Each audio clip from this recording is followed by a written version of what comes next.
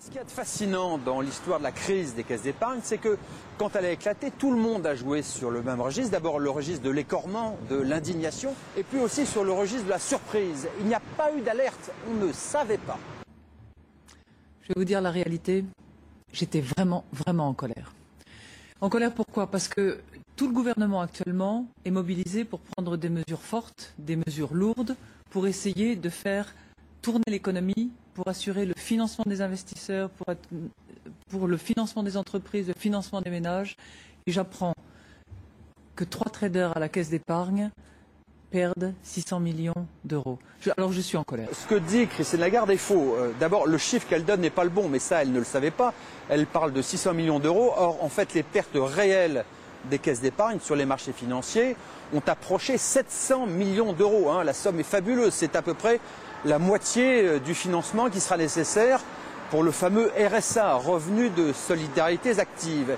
Et puis surtout, elle feint d'ignorer ce qu'il se passait aux caisses d'épargne. Or, tout le monde le savait, et c'est précisément pour ça que nous sommes devant le siège du Monde. C'est que moi, il y a 2 ans, en 2006, j'étais à l'époque éditorialiste au Monde, j'écris en juin de cette année-là un très long papier, c'est 2 pages du Monde, où je décortique par le menu ce que beaucoup de journalistes savent à l'époque, c'est qu'il y a énormément de dysfonctionnement dans la gouvernance des caisses d'épargne. C'est d'ailleurs la raison de mon départ du Monde, c'est qu'à l'époque, je suis censuré sur un passage de cette enquête, censuré pour une raison que j'apprendrai ensuite, c'est que Alain Min, qui est à l'époque le président du conseil de surveillance du journal, et par ailleurs le conseil secret rémunéré du patron des caisses d'épargne, Charles Millot, et du même coup les investigations que je fais embarrassent à la fois Charles Millot et en même temps Alain Min, qui est donc patron du Monde et en même temps conseiller de Nicolas Sarkozy. Alors, quels sont ces dysfonctionnements? Eh bien, tout démarre en 2005, parce qu'à l'époque, la caisse d'épargne est liée, si je puis dire, à la caisse des dépôts qui est derrière moi. C'est-à-dire qu'en clair, il y a un pacte d'actionnaires entre les deux, et pour une raison assez facile à expliquer, c'est que la caisse des dépôts et les caisses d'épargne ont toutes les deux une mission d'intérêt général, une double mission.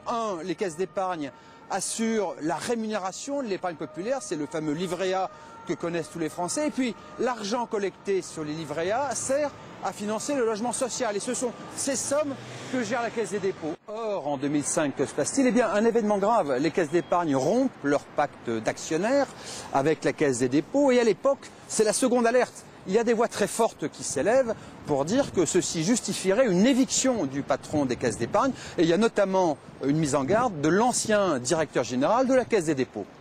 J'ai trouvé qu'il était très inquiétant pour la place de Paris, pour notre communauté économique et financière, que le patron d'un des plus grands groupes bancaires considère que la parole donnée ne l'engageait en aucune manière et que les contrats qu'il avait signés étaient chiffons de papier. Or, ce qu'il y a d'inquiétant, c'est que ces alertes, personne ne voudra les entendre, et du même coup, les dirigeants des caisses d'épargne auront les mains libres pour faire ce qu'ils veulent, et en clair, pour foncer vers les marchés américains. Alors, d'une part, ils vont créer avec les banques populaires la banque Natixis.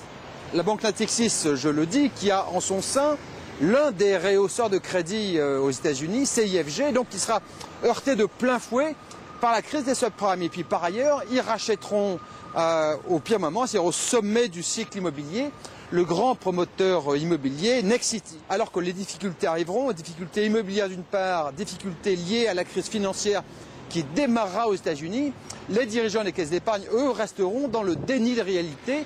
Tout va bien. Alors la question est simple, Nicolas Merendol, les caisses d'épargne que vous dirigez sont-elles en difficulté, voire en danger? La réponse est tout aussi simple, non. Elles sont même en excellente santé. Je crois qu'on peut dire sans hésiter que leur niveau de solvabilité est parmi les plus grandes banques d'Europe. Ce qu'il y a donc de très choquant dans cette histoire des caisses d'épargne, c'est qu'ils font tête baissée d'abord dans la crise immobilière et tête baissée dans la crise financière américaine.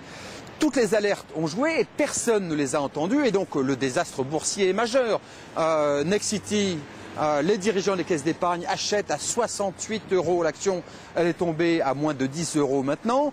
Et Natixis, le désastre financier boursier est encore plus grand. Ils introduisent en bourse lors de la création de Natixis début 2007, les dirigeants des caisses d'épargne, à 19,5 € l'action. Elle tombe à près de 2. Désastre financier immense. Personne n'a voulu entendre les alertes. C'est même plus grave que cela. Le gouvernement a accéléré la déréglementation des caisses d'épargne. Vous savez que le grand projet du gouvernement, c'est la banalisation, en clair une sorte de privatisation du livret A. Et donc les alertes n'ont pas fonctionné, et même à l'inverse, on a ajouté de la déréglementation.